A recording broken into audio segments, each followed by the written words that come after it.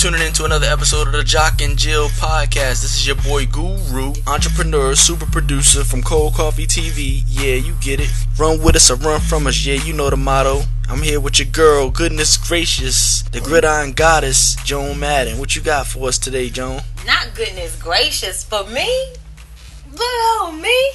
I sure appreciate that. Yeah, what's going on, good people? It's the homie Latasha Miles, aka Joan Madden, Gridiron Goddess, She ESPN Network. I don't really have nothing cute like you, though. I don't really have no little cute run from us and run with us, but I know football. And that's what we're here to talk to you all about today. Bring you another installment of the Jock and Jill podcast. Of course, on the last installment, we were talking about the Thursday night Week 3 starting game with the Houston Texans visit the New England Patriots. We already discussed that, and we even broke down our predictions of who we think is going to win the 1 o'clock set games. Alright, but this is part 2 of that episode, and now we're going to talk about the 4 o'clock games, the Sunday night game, and the Monday night game. We're going to give you our predictions and our thoughts on who the winners will be. So let's get it started with divisional game. We got the San Francisco 49ers and the Seattle Seahawks. And of course, Seattle Seahawks are the home team there. Alright, and that's a tough place to play. It really is. Now, they're not undefeated up there the past couple years, but it is definitely a tough place to play up there in the Northwest. Don't know what the weather is going to be off the top of my head. Haven't checked the weather, but I'm sure it's going to probably rain. You know how they do. I mean, it never rains in Southern California, but it definitely rains in the Northwest Pacific. Right.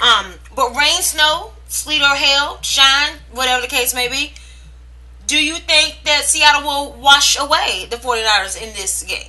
I expect for the Seattle Seahawks to take over this game like the boss that they are in this division. I think that the 49ers, even though with Chip Kelly being in the helm, I think that they're playing better offense, but the defense needs a lot of growth, and Seattle's defense is playing on an elite level in 2 games so far. I think that, even though they lost last week to the Rams, they still only allowed 9 points.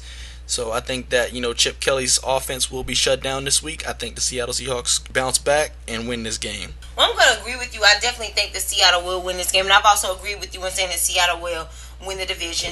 But the thing is, my perspective is a little bit different in how they get the win. I definitely think it's going to be a low-scoring game. I definitely think that Seattle's defense is going to do a good job. But I think this one here is going to come down to coaching. Of course, Chip Kelly has college roots, and so does Pete Carroll. But I just really think that Pete Carroll is going to do a better job of coaching. I do think that Chip Kelly is very capable of calling enough plays and making enough good calls to where they do have the possibility of winning. All right? Because they are playing against an injured Russell Wilson. Jimmy Graham is going to go more in the blocking capacity because their role is going to be, we're going to run the ball. Our quarterback is hurt. It may take some time with this ankle injury. We just want to run the ball. And like I said, with Jimmy Graham being using that more of a blocking capacity for the sake of Russell Wilson's ankle, their offense is going to become very one-dimensional. All right? So it's going to be a low-scoring game. Chip Kelly and the staff will do their best to take advantage of that.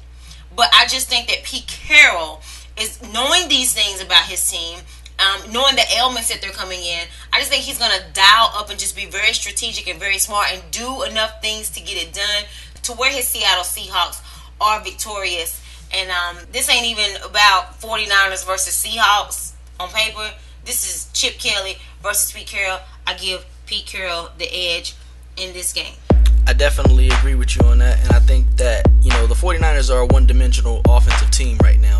Carlos Hyde takes the bulk, and Blaine Gabbert hasn't exactly shown up or played great football. So I think that the Seattle Seahawks, they understand that, and they will shut that running game down. Another day at the office for the Hawks. Absolutely. And as we move on, still sticking in that division in the NFC West, the LA Rams travel to Tampa Bay. And of course, LA already beat Seattle last week. So they're riding with a little bit of confidence. But the thing is, this is an away game for them. Right. And they're not coming from St. Louis this time. They're coming from LA. So they're coming from West Coast, which is a 3-hour time difference from traveling to Tampa Bay. And one thing I've always told people is with that, you really have to watch when West Coast teams come to East Coast, but especially more so if it's 1 o'clock games. Right. At least this one is a 4:05 game. Mm-hmm. So in their mind, their body, their nuances, it is a 1 o'clock game for them. So does that buy them a little bit of an advantage? Do you still think that doesn't matter and Tampa's going to be victorious? I think that doesn't matter and that Tampa's going to be victorious. I think Famous Jameis will show up this week big. and I think that the Tampa Bay Buccaneers will bounce back. They took a loss last week against a better team in the Cardinals, and I think that they were a bit embarrassed with the way that went. Considering that they gave up 40. I think that Jameis Winston will bounce back. He'll come back and play like the pro that we know he is. Now, Jameis Winston did just lose an offensive weapon, though. He just lost his tight end, Severian Jenkins. Does that make him less potent? Maybe you might want to reel that in a little bit? To me, Severian Jenkins was a non-factor anyway. He was the backup. He was the backup tight end. We'd really be concerned if Doug Martin, Mike Evans, or Vincent Jackson were out. And I think Doug Martin is out, but they still have Charles Sims, who's a very good tailback as well. He's a scat back out of the backfield that can catch the ball and he can run. So I think that Tampa Bay, they're in good shape. They'll go out there and they'll take care of business. But going back to the Severian Jenkins thing real quick before I make my pick, I think that Severian Jenkins was a great tight end. I think he flourished better with the system with when Lovie Smith was there, and I also think it had something to do with the injury with his decline. So I'm not going to allow you to shortchange Severian Jenkins like that. But he did get the DUI. That's kind of detrimental. You really don't want that. I like the fact how they kind of like did a quick cleanup on aisle 5 with that. Like, oh, you had a DUI? We're not even going to let this fester. We're not even going to wait this thing on out. Now, we're finna cut you like an umbilical cord. And to me, I think sometimes that's kind of how the mentality that a lot of coaches should have.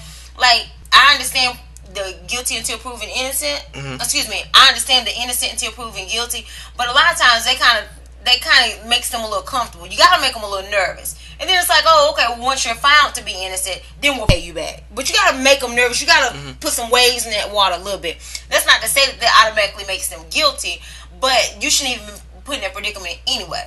You know what I'm saying? They shouldn't even been questioning you. So why are you even in question with that? So I'm saying you gotta rustle some waves a little bit. I appreciate Tampa for doing so. But I'm not saying Severian Jenkins is right, but I really am glad that that's kind of the role that they took. Like, oh, you got this DUI charge, now you gotta go. We don't need that. That's detrimental and cancerous to our organization. I just wanted to spill on that real quick. As far as with this game though, it's kind of difficult for me to pick this game.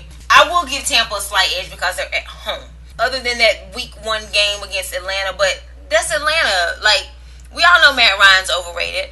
And that's a divisional team. So they're familiar with them. They played them twice a year. No surprises there. And Matt Ryan's been the quarterback for 8 years, so there's some familiarity there as well. Dirk Cotter, even though he's a head coach this year, he wasn't a head coach last year. He was still on Tampa's staff. So I think all of that played a factor. They were a little bit more familiar. I think we actually did see the real Tampa Bay last week against Arizona. I think Jameis Winston will do well this year. But ultimately, at the end of the day, I'm still looking at Tampa as a 7-9, 8-8 team, which is a vast improvement from last season. But overall, still 500, one under 500 or 500. I will give them a slight edge again because they are playing at home. LA's defense has been pretty solid and pretty impressive. They're missing some stuff on offense, so that's another reason why I will give Tampa more of an advantage. I like Tampa's offense, and I do like their defense, but neither one is elite. Neither one is stellar. They're still just kind of like status quo for me. There's nothing really exceptional about either side of the ball for them. But I think that because of the opponent that they're playing, because that one is stronger on one side of the ball than the other, they don't have full strengths on both sides of the ball like Tampa does.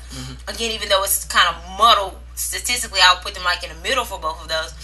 But I think that would ultimately give them the advantage, and they will win this game at home. So another 4 o'clock game we have on the docket. The San Diego Chargers, big win, beating Jacksonville last week. And Indy has not won a game yet. They're 0-2. Even though they gave Luck that big money over this past season, considering the fact that he didn't even have perfect attendance last season. Luck, like, wow, you got lucky there. And they gave Picado a contract extension. Yep. But they're 0-2 nonetheless. But they do go home. They go back to Lucas Oil Stadium.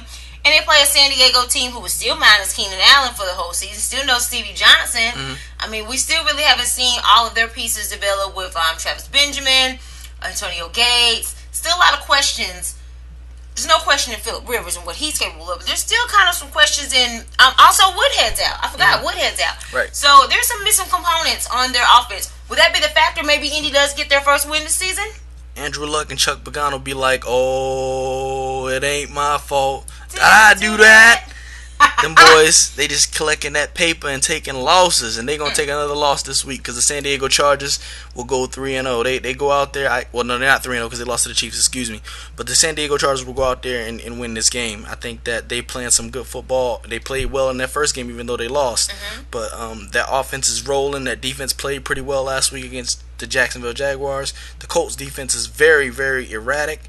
I think that Andrew Luck is overrated. He's more like potluck if you ask me. I think that the San Diego Chargers go out there and win this game. Ooh, honey, the shade. So, I was actually kind of surprised that you picked Sandy. Again, even though you're very objective about your Oakland Raiders, I still thought that you might be like, come on, Indy, whoop they take off my division. Like, Indy, you can do it. I was kind of expecting you to be more in the cheerleader capacity. Like, wow, I'm really blown away that you picked San Diego. I wish I could row that same boat with you gently down the stream. But I don't know if this is a charity thing. Like, I feel sorry for Indy because I do like Chuck Pagano. I was all on that Chuck Strong. I don't want this man to lose his job. I really like him and stuff.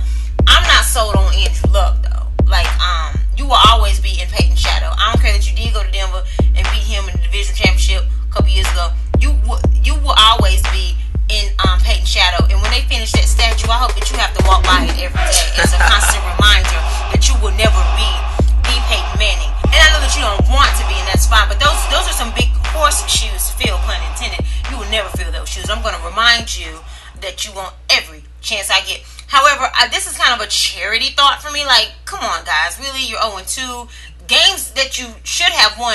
Denver played tremendous defense last week, but you beat Denver before at home and on the road. And not much changed on their defense between them other than the fact that they went and got, that's what it was, they went and got Wade Phillips. That son of a bum.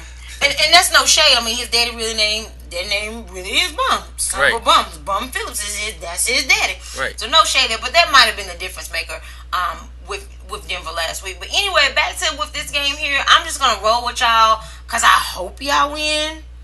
I think that San Diego can beat y'all, but one thing about San Diego is they're not consistent. San Diego has really never been able to put together 5-game winning streaks, and they really have. Now, Phillip Rivers has been able to do some things consistently, but not as a complete team. Like, San Diego just has not really been able to. They ain't won no back-to-back division titles, not really. You know what I'm saying? I remember that year they were with Marty Schottenheimer. I think they were 14-2. Right. They didn't even go to the Super Bowl. They didn't. I think they lost in the divisional championship game or something. So I'm saying, like, San Diego just ain't a consistent, complete team to me. And that's another reason why I'll give Indy a slight edge. But, again, I think it'll be a close game. Indy, I'm rooting for you more as a charity. Like, I feel sorry for you. Best of luck to you, and maybe you'll get your first win this season. Alright, so sticking in that division, the AFC West, again, the division that you're very familiar with. Right. We just talked about the San Diego Chargers. Now we're moving on to the Kansas City Chiefs as they play host to the New York Jets. And we haven't seen the New York Jets play in a week and a half now. The last time we saw them play was Thursday night. Yeah, that last Thursday night, that divisional win over Buffalo. But we get to see them again this afternoon. Again, as they play your divisional foe, the Kansas City Chiefs. Kansas City is a tough team to play at home. Absolutely, you're right. Arrowhead's a tough place to win. Absolutely, they got some good barbecue out there too. Maybe I should feed like the opposing team barbecue, kind of get them like stuck where they got like they got itis and can't move. I don't know. Would that be what it takes? Do you think Kansas City will win this game, or will you pick the Jets on the road? I'm taking the Jets on the road. I think that the Jets just have a more complete team. The defense wasn't really elite last week against Buffalo, and that may be having more to do with the fact that Buffalo's an in-division team and they're familiar with them as a team. Right. But I expect the Jets defense to be elite this week with the front of Sheldon Richardson, Muhammad Wilkerson, and Leonard Williams. That front, they obviously they're going to struggle against a 4-3 running quarterback in Tyrod Taylor. True. But against Alex Smith, I expect for them to be able to cause a lot of havoc up front. And I think that the Jets, they go out there and they win this game. They're a very balanced team. Matt Forte has been impressive. The rookie, Enunwa in the slot has been impressive. Brandon Marshall, Eric Decker. I like Ryan Fitzpatrick at the quarterback position. I think the Jets are a more complete team. I expect them to win this game. Absolutely. Now, Andrew, look, if you would take a page out of Ryan Fitzpatrick's book, now see, when you go sign a contract in the offseason, this is what you're supposed to do. The numbers that he's doing are being very effective and not turning the ball over and getting his team to the winning side here. That's what you do. Okay, so you might want to kind of have like on your little tablet over there, instead of you watching plays that you mess up on, watch and see how Ryan Fitzpatrick is doing when you sign a contract and you come back and you show them that you want to lead the team to victory because you're supposed to be a leader. Yeah, but anyway, back to this this Jets and Kansas City game. I'm going to agree with you. I think the Jets are going to win on the road. But where I will disagree with you is kind of the reasons or how they win. I trust Todd Bowles. I think the Jets are going to. I'm making a bold statement. I know that New England's up 3-0, their record and stuff, but I think the Jets are probably going to still win the division. It's still very early in the season. I love me some Todd Bowles. Very low-key, kind of composed guy on the sideline stuff, but he's a tough coach. I think that because he comes with a defensive background and as genius as Andy Reid is, I think he's going to fluster Andy Reid. Not so much like Andy Reid's like coaching ability, but it's because like Andy Reid has Alex Smith. And Alex Smith has been an effective game manager.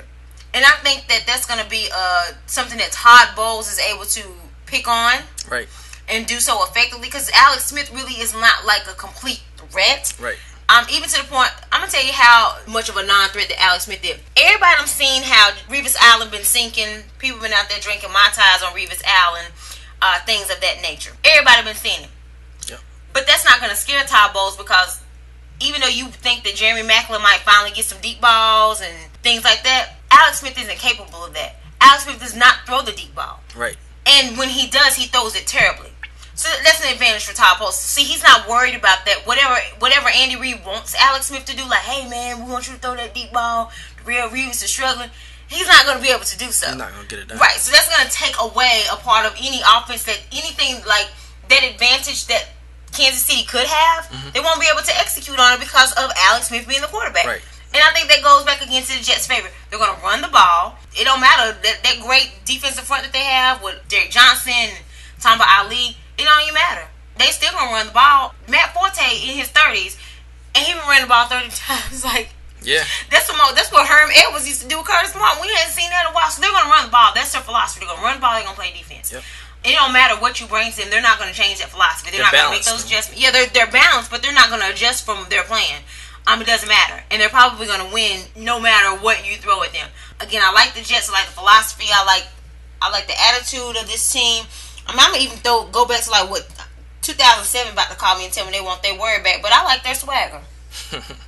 Yeah, I'm waiting on 2007 to call me on line 1. 2008, they tell me they want their word back. But yeah, I really like the swagger of the Jets on this. I think they'll definitely get it done, and I know you'll appreciate that as well, that Kansas City takes a loss considering that's a divisional foe. Absolutely. Knock them cheeseheads off. No doubt. All right, so the last game on the 4 o'clock docket, and this is a very intriguing game to me, and not because I'm a Steelers fan. I'm very excited about this game. It is the Battle of Pittsburgh. It is the Battle of Pennsylvania. This is the Battle of the Keystone State here with the Pittsburgh Steelers. Because of course the game is in Philly, and there's about a 3-hour difference. There's about a 3-hour traveling difference, but it don't matter. You're probably gonna see about 50-50 out there in the stands because Pittsburgh's fans, they just travel so faithfully, and the fact it's just a 3-hour drive. What, they're gonna be all up and through, honey. And this ain't Lincoln Stadium like back in the day with the courthouse. They're not really as scared to go to Philadelphia Stadium like it was back in the day. But also the intrigue here, both of these teams are 2-0. Right. Surprisingly, as well, because a lot of people expected for Cincinnati to knock out Pittsburgh last week, and of course, with Carson Wentz being a rookie quarterback, people probably thought they were going to go 0-2 as opposed to 2-0. Right. So a lot of intrigue here. Again, Battle of the Keystone State. So this is good stuff. So somebody's about to have a blemish on their record. Who's it going to be, Guru? It's going to be them Eagles. I think that Big Ben's going to come out here and be like, son, I'm a son, you son. And since your pops ain't around, I'm going to punish you and ground you, son. Since everybody's saying that Carson Wentz is in the mold of Ben Roethlisberger, I think that Big Ben's going to come out here and show you who the real Big Ben is. Because he's going to stand up. Al, I hear you on that. I was actually surprised that you picked my boys on that one.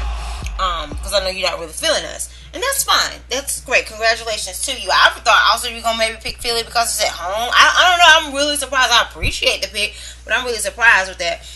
Again, this is not a biased pick. I definitely don't pick with my heart. But the reason why I think we're going to win, our defense is definitely our Achilles heel. We have not been the same since Dick LeBeau is no longer our defensive coordinator.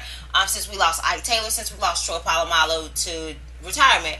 We just have not been the same. Our moxie's not there as gung-ho as we were. That, of course, we'll never be the Steel Curtain again. But, you know, people were kind of thinking like, oh, okay, oh, shoot, it's the Steel Curtain 2.0. Those days are long gone. So our defense has been the Achilles heel for us the past couple of seasons. However, we get a rookie on the menu this week. And Pittsburgh has vowed to confuse him, to distract him, to disrupt him. And again, this is a guy who's only going into his 3rd game of the season. So I think that is an advantage for our questionable defense. Like, we kind of get an opportunity to, like, have a field day. Now, statistically, we should do better. That does not make our defense better as a whole. We're just going against a less experienced quarterback. And what could be crazy is, because of his arm, because of his accuracy and how precise he has been, he probably could still eat us up. So I'm not going to shortchange this young man whatsoever, this rookie whatsoever. And he's just really got a good quarterback savvy. But I think that we will ultimately have the advantage because at the end of the day, he's still a rookie. No matter how smart he is and how advanced he is, he's still a rookie, and we need to take advantage of that. I think we will. I know our offense will show up. We got another week of D'Angelo Williams before Le'Veon returns. So I know that D'Angelo, because we don't know what's going to happen week 4. If we're going to run a tandem, will Le'Veon be the starter? Will D'Angelo be the starter because he's been playing so well? So I expect big things popping in my TI voice for D'Angelo Williams, and I think that we will be victorious. Absolutely. Big Ben going to be like, your flow is mine anyway, so don't bite the hand that feeds you. You just dropping all kinds of look like. Are you about to go on tour? You got an album coming out or something? I mean, you said you Mr. Everything Super Producer. You got some beats you've been working on. You about to drop some albums or something? Nah, man, I'm just making it relatable to the fans. That's all. That's what's up, no doubt. All right, so concluding the Sunday games is the primetime game, 8:30 p.m. Chicago at Dallas. I mean, I can't even get really excited about this game. Chicago at Dallas. I tried it the second time thinking maybe it would come a little bit better, but I'm still reaching here. I mean, I'm gonna watch it because it's NFL, no doubt. But yeah, Chicago at Dallas. Your thoughts on this game, Guru? Who's gonna win? I think Dallas wins. I think Dak Prescott's gotten better every game. I think that Ezekiel Elliott will get better this week as well. You mean Crop Top? Mr. Crop Top. Okay. I definitely think that the Cowboys' offense will get better as the season goes on because those are young guys and they're going to get better every game. I feel like the defense has played pretty solid and the Bears just don't have quite a lot going for them outside of Alshon Jeffrey, so I think that the rookie Kevin White is underwhelmed thus far. In fact, he's rumored to be moved out of the rotation going into this week. So I think that there's just not a lot of positivity going on in Chicago right now. They just lost through 2 or 3 good players. Trevathan's out for the season, I think. Lamar Houston's out for the season. So, I mean, there's a lot of things going wrong for the Bears right now. The season is starting to just, spiral out of control. Jordan Howard looks like he's primed to take over the starting tailback position. But, I mean, I don't know how promising that is. So, to me, the Bears are just looking like they're getting ready to head into the draft. So we might hear come late April of next year or early May next year, and with the first pick of the 2017 draft, the Chicago Bears pick. We might be hearing that. That's exactly what it's looking like. The most promising thing going into the season for the Bears. Because I think Cutler's out as well. I think Hoyer is going to be the starting quarterback. Wow, that's crazy. And don't forget they cut Robbie Gould too, and the fans was pissed because I don't even know the kicker's name they have, but they actually went on a rant that said, well, Robbie Gould would have made it, and they still wonder why Robbie Gould got cut. Robbie Gould had been one of the best players on the team for a while. That could have been your offense for this season, but you don't have him there with everything, all the other ailments going on, like you said, with Cutler and the questionable issues with Kevin White, who I really thought was he about to have a breakout year since he missed all of last year's his real rookie season, and he had to repeat kindergarten this year because of his injuries. I would say, but you just turned me on to something. I didn't know that they might take him out of rotation. Wow, that's crazy. That's interesting. And the only thing that would suck, it would suck that you get the first round pick anyway, obviously, because that means you had the worst record. But if Chicago does time this to where they have the first pick of the draft next year, the past couple of years the draft has been in Chicago, but it's moving to Philly next year. So it's gosh, you that would have been great if you could have had the number 1 pick next year and it still be in Chicago, but it's moving to Philly. Right. Oh man, you got to get it together, Chicago. If you're gonna have the number 1 pick, at least had it while it was in Chicago. I mean, my goodness. But I'm gonna concur with you. I definitely think that Dallas will be victorious in this game. I almost wanted to be John Fox, he's a defensive coach, and the fact that they have a rookie as well with Dak Prescott, I would think that he would eat them up, be able to confuse him, be able to fluster him. But the fact that Dak Prescott is playing with arguably one of the best offensive lines in the league, they get a little bit extra time to prepare for them. It's a night game. It's at home. Also, Dak Prescott, because he's been playing so efficiently as a rookie, I don't know if you all know this out there, but Dak Prescott actually got offered a couple of endorsement deals, which is very admirable. He actually turned these endorsements down. So he's like, I'm focused on winning. Right. You can holler me in the off season though. And the off season for me this year might be January, February, because I think we're going to go to the playoffs. He's really feeling it like that. And that's commendable. That is awesome. I think Dallas needs that type of spirit there, despite him being a rookie. I think they needed that type of thing there, because not just Dallas Cowboys, but a lot of players would have been like, "Where do I sign?" Right. This man more interested in the playbook and his X's and O's. He want to win. He don't care about no endorsements. So you have a focused young quarterback here. I think that's huge. And once again, just to reiterate, we're both picking Dallas in this game, the Sunday night game, Dallas over Chicago, and Chicago to drop to an 0-3 record. All right, so the Monday night game, another primetime game, concluding week 3. We have a divisional matchup against the Atlanta Falcons, who are 1-1, against the winless. The winless, and look, you remember a few years ago, the Saints were winless because they did not have Sean Payton with the Bounty Gate stuff. Right. But Sean Payton's there. You know, if you take the role, Sean Payton here, like the attendance roster, he's there, and so is Drew Brees. Right. Nonetheless, here we are, a 0-2 team. Could go to 0-3 on Monday, but they're not going to do it, are they? They're not going to do it, because I expect for them to bounce back and beat the Falcons. And Drew Brees has a very, very good record against Atlanta. Mm-hmm. I think that, he's had their number quite a bit, and I think that this will be no different than the norm. I think Drew Brees will go out there and throw 500 yards and maybe 3 to 4 touchdowns, and they will knock off the Atlanta Falcons for their first win of the season. And I agree with you on that. I think Drew Brees is getting, like you said, Drew Brees is going to remain consistent with how well he's played against Atlanta.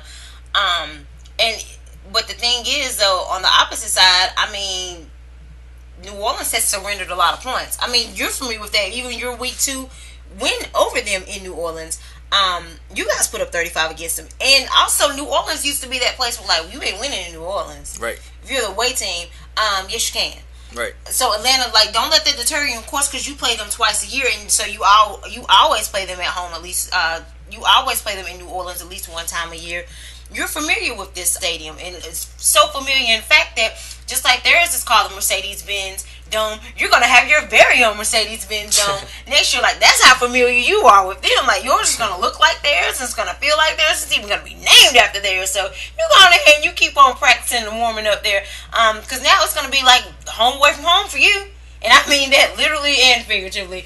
Both of y'all going to have this Mercedes-Benz Dome. That's going to be interesting next year. I definitely agree with you. I think that New Orleans will finally get their first win of the season. I'm a big fan of Drew Brees. I'm a big fan of Sean Payton. A lot of times it's really, really hard for me to even go against them. I religiously root for them. I don't know what it is. I just really like them together. Defense, again, sucks. They surrender a lot of points. But so does Atlanta's. So it's kind of like, who going to get scored on last? Right. That's what we're looking at in this game. And I think ultimately it will come down to the Saints and them just kind of having the ball a little bit longer, or having like the last possession or something like that. But whatever the case may be, I just trust New Orleans offense to last a little bit longer, like to go the distance, more than I trust the Falcons offense to do so. See, I'm going to agree with you. Thanks. New Orleans get their first win of the season at home, Monday Night Football, and Atlanta and New Orleans will consequently have the same record at 1-2 in the NFC South. All right, so you guys have heard us talk a lot about, when we're mentioning who's going to win, we're kind of preluding the record, what they have going into the game, and what we feel like they might have after the game. So you heard us even talk about some teams are winless, in fact. Some teams are 0-2. And it is a strong possibility that some of these teams could go 0-3 by the end of these games on Sunday and Monday. Now, this is a reach here, but let's look at the Cleveland and Miami game. Both of these teams are 0-2. Now, of course, they could tie. Donovan McNabb, if you're listening, teams can tie in the regular season. I think you forgot that year that you played against Cincinnati. You said something about you didn't even know that teams could tie. Now, Super Bowl, they won't. But, yeah, regular season, they can. So, Cleveland and Miami could tie. They could be 0-2-1. Probably won't. But what's more likely to happen is one of these teams will be 0-3. All right? Yep. We've made our predictions. What we're going to elaborate on now is, because these teams are 0-2, and some of them could be 0-3, some questions start coming about is, are these teams winless because of the coach? Right. So we got a lot of coaches here that are on hot seats.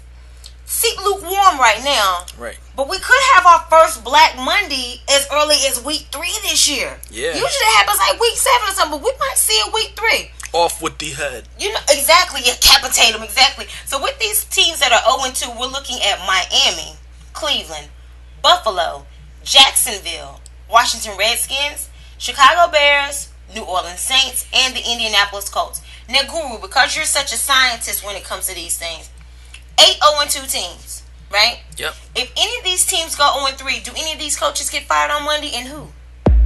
I think that Jacksonville head coach Gus Bradley is on the scorching his hot seat right now. He's sitting in a lava pit right now. And I think that he will be out the door because I expect for that defense to not improve this week. They're going to lose this game. The high expectations that were coming into the season for the Jacksonville Jaguars will, be something that they will consider once they lose this game this week. I think that they're going to lose this game this week and Gus Bradley's going to be out the door. Wow, and see, the thing is, like, I was one of those people that was sipping on the Kool-Aid from Jacksonville because of all the moves that they made in the offseason. I was really hoping that maybe this would be what saved Gus Bradley, because, hey, man, you got some decent personnel here. But apparently not. I did still pick them. I think that they can upset. I do think that they will get an upset win this week. I think when we talked about them in the earlier segment, I did pick Jacksonville to be an upset over Baltimore this week as they return home. But if they do go 1-2, I don't think that Gus Bradley's seat is any cooler. I think it just bought him some more time. I agree with you. I think Gus Bradley's going to get fired this season. Could be week 8, could be week 16. But at some point in time, his hot seat is going to actually eject, and he's going to be eliminated from his coaching position. When? I don't know. I don't have a date for him to circle on the calendar. Wish I did, so I can kind of tell you to get prepared for it. But you will be gone by the end of the season, regardless if you win this week or not. But if you lose, we're both agreeing that you're probably gone by Monday. Yeah. Any of these other coaches? No, I don't think that there are any other coaches right now because a lot of them are new. Maybe Rex Ryan is a little bit on a hot seat, but I still think that they'll give him a little more time than 3 games. I think that if they go 1-3, Rex will go back in and maybe even fire another head coach or another assistant coach, excuse me. But I think maybe his brother. Yeah, they'll give Rex a little bit more time. I think that.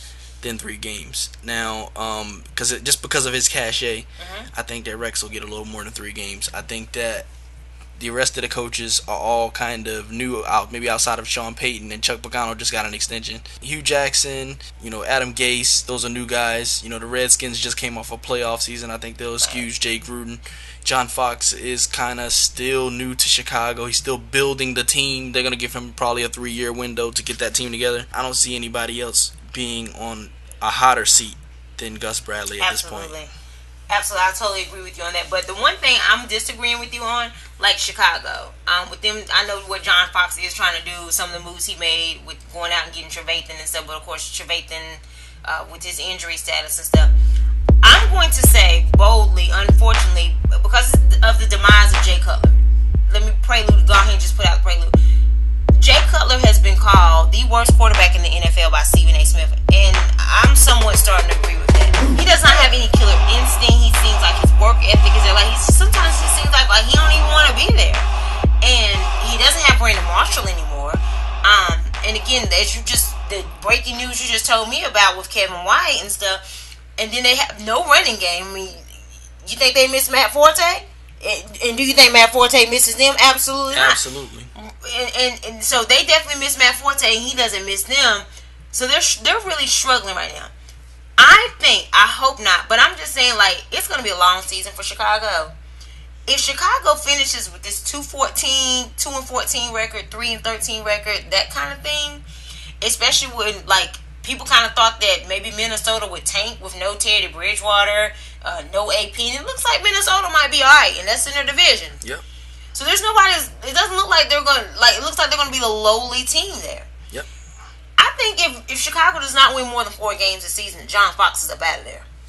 Dramatic underachieving mark for him. 4 wins in a season. I don't think he's ever done that. So I think that I could see how that would happen. I mean, he's in a division right now where it's very competitive. The Lions have won a game. Like you said, the Vikings are 2-0.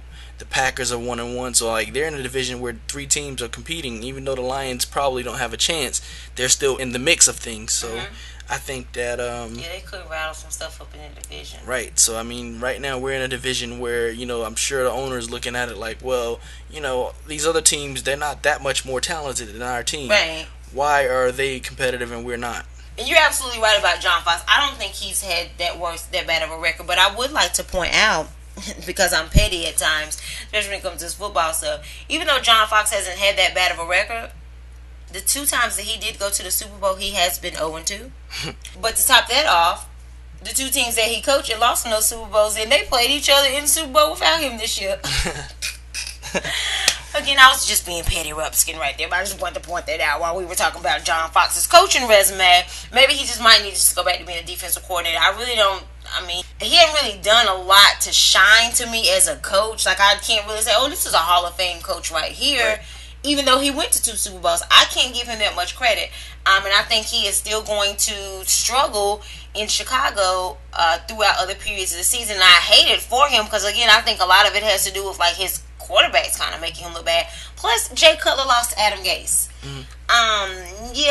So I'm not really trusting in the sake of his job, the safety and security of his job, especially again if they only win like the 2, 3, 4 games and everybody, the rest of the teams in the division do well.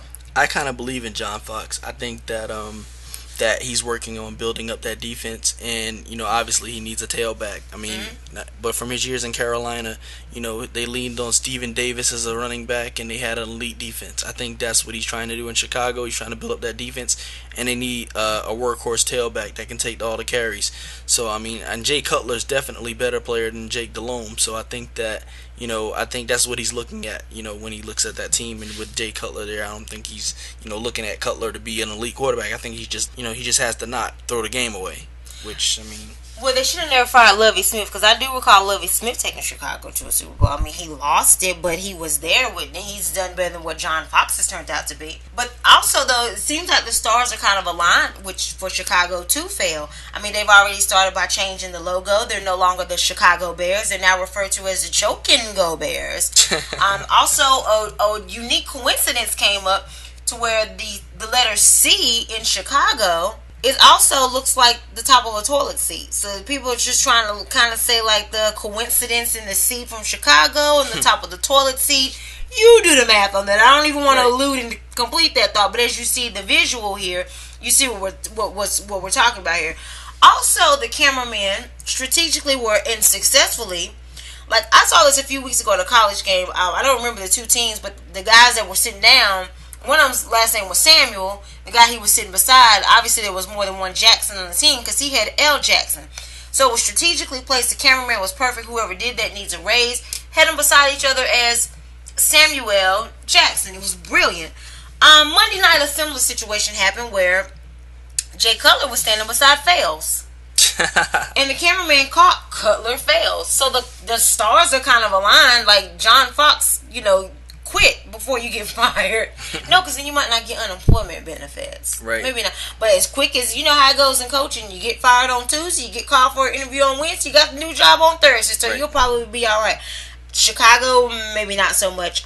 This is a sinking ship. I think you should grab your life jacket, but I think you're in for a long ride this season. Hey, at least Guru believes in you. That's the best I can get for you, because me, not so much, especially with Cutler as your quarterback.